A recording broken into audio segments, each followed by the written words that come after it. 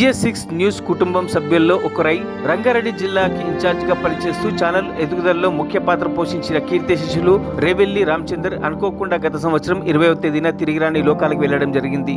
కాగా నేడు వారి మొదటి వర్ధంతి సందర్భంగా GS6 న్యూస్ యాజమాన్యం తరపున GS6 న్యూస్ కుటుంబం తరపున వారికి అశ్రు నివాళులు అర్పించడం జరుగుతోంది.